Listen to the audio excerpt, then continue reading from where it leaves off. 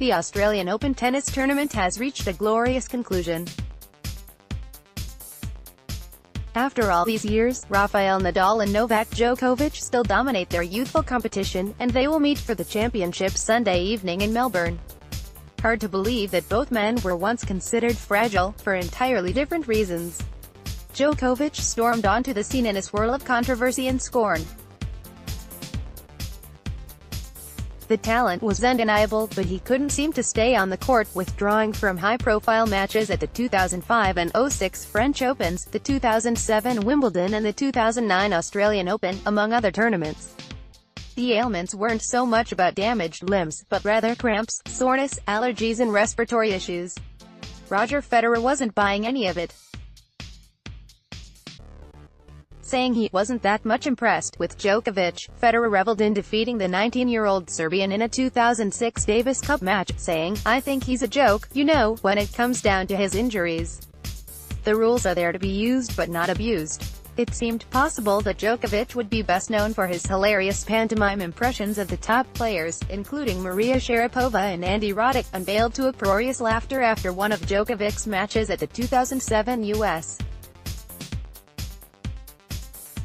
Open.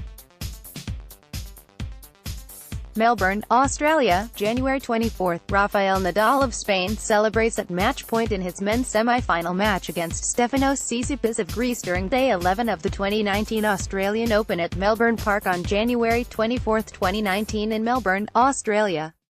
Photo by Julian Finney, Getty Images. Melbourne, Australia, January 24. Rafael Nadal of Spain celebrates at match point in his men's semi-final match against Stefanos Tsitsipas of Greece during Day 11 of the 2019 Australian Open at Melbourne Park. More photo, Julian Finney, Getty Images. Photo, Julian Finney, Getty Images. Melbourne, Australia, January 24. Rafael Nadal of Spain celebrates at match point in his men's semi-final match against Stefanos Tsitsipas of Greece during Day 11 of the 2019 Australian Open at Melbourne Park on January 24, 2019 in Melbourne, Australia. Photo by Julian Finney, Getty Images. Melbourne, Australia, January 24. Rafael Nadal of Spain celebrates at match point in his men's semi-final match against Stefanos Tsitsipas of Greece during Day 11 of the 2019 Australian Open at Melbourne Park. More photo, Julian Finney, Getty Images. Novak Djokovic, Rafael Nadal overcame rocky starts to their careers back then. Nobody has a true sense of Djokovic's resolve. He vowed to change everything: diet, training regimen, lifestyle, and especially his reaction to an on-court crisis.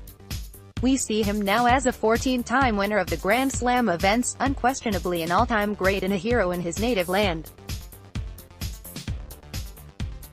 Nobody ever questioned Nadal's character, they just didn't feel he'd be around that long.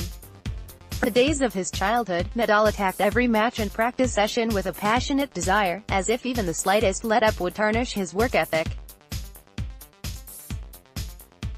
"The best pure competitor in men's tennis that I've ever seen," said retired great Jim Courier. As early as 2009, Nadal had to skip Wimbledon with tendinitis in both knees. "I think he has overplayed in the past," Bud Collins said at the time. "His place in history will all depend on his knees and how they hold up. They are perilous joints," many insiders agree, figuring Nadal's career would be over before the onset of his prime. Fast forward to last week at the Australian Open, when the 32-year-old Nadal was interviewed on the court by a deeply impressed John McEnroe. Within the past year, McEnroe noted, Nadal had debilitating injuries to his hip, knee and thigh, along with ankle surgery. Nadal could only say, with his endearing touch of humility, "I know what we're doing is not forever." Some of the tour's younger stars must have their doubts. Up-and-coming American Francis Tiafoe made a gaudy show of his fourth-round victory over 21st-ranked Grigor Dimitrov, ripping off his shirt and pounding his biceps as he danced wildly about the court. He left the impression of someone who just might make the final, until he was destroyed by Nadal 6-3, 6-4, 6-2 in the quarters.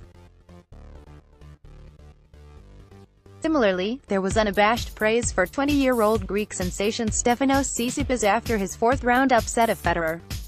Elegant and fearless, matching Federer's one-handed backhand with his own dynamic version, he was looking very much like the future, until he was pummeled off the court 6-2, 6-4, 6-0 by Nadal in the semi-finals, saying afterward, "I felt empty in the brain."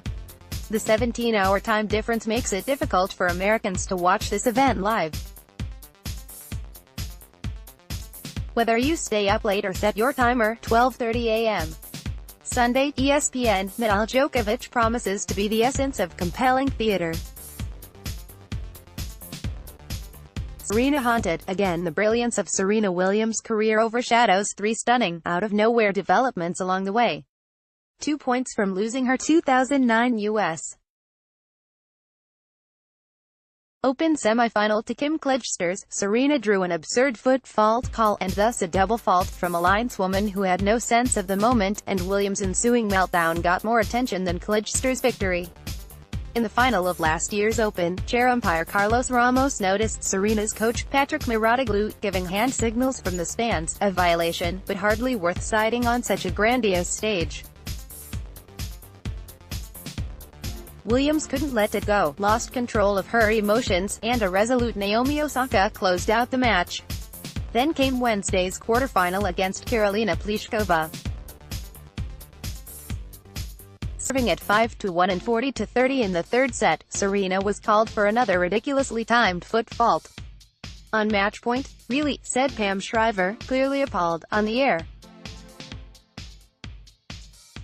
It didn't seem like much at the time, but Williams sprained her left ankle on the second serve point and Pliskova's epic comeback handed Serena a 6-4, 4-6, 7-5 loss. The outcome was more about Pliskova's steely determination than Williams' injury. Unlike weak-minded players who leave the court for no reason, hoping to change the momentum, Serena never asked for treatment. Still, that match marked the most shocking collapse by an elite player at the majors. Some recall Jana Novotná losing the 1993 Wimbledon final to Steffi Graf after leading 4-1 in the third, but an emotionally distraught Novotná gave that match away. Serena just got beat. Correction on Barry Bonds' Hall of Fame eligibility: if he comes up short over the next 3 years of voting, he would be eligible for induction by a special committee on the 2023 Today's Game ballot. Bill Walton is back on the job as an analyst on Pac-12 basketball telecasts, and he's worse than ever. This is anything but a world-beating conference, it's more like a disgrace in football and basketball, but Walton blurts out, "Conference of Champions," so often, 30 times a game, you'd think each reference earns him a few extra bucks. And his preposterous flights of fancy, while occasionally amusing, make the telecasts all about him. He constantly belittles his most frequent partner, Dave Pask, who shows admirable restraint. "Looks like he's soaring over the Cascades," Walton said after an Oregon player blocked a Washington shot Thursday night, in that 65-square-mile lava flow between the sisters in Mount Bachelor, to which Pask replied, "I was thinking the exact same thing." When that perfectly ordinary contest ended, here was Walton, "What a game. Conference of Champions. Awful."